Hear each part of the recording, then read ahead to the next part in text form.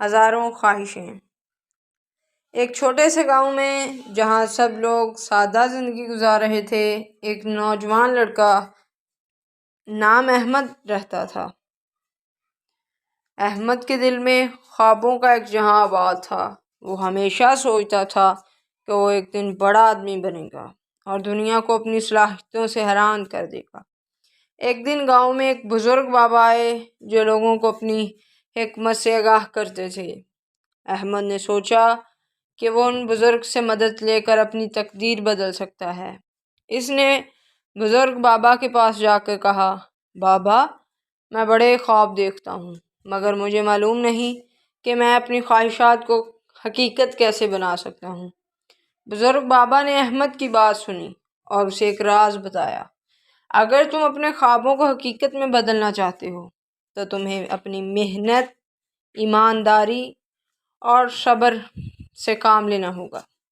ہر خواب پورا کرنے کے لیے جدوجہد کرنی پڑے گی۔ احمد نے بزرگ کی بات کو دل سے سنا اور ہر دن اپنی محنت میں مزید اضافہ کرنے لگا۔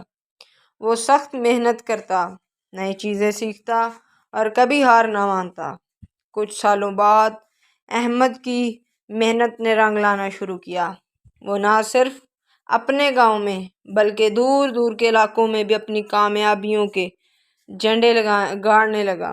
اس کی جدوجہد اور عزم نے اسے بڑی کامیابی دی۔ ایک دن احمد نے واپس جا کر بزرگ بابا کا شکریہ ادا کیا۔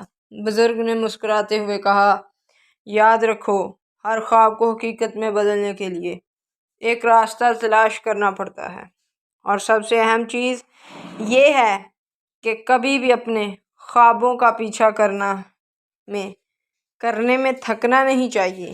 احمد نے اس بات کو دل سے مانا اور اپنی زندگی میں کبھی بھی اپنی محنت اور عزم سے دستبردار نہیں ہوا۔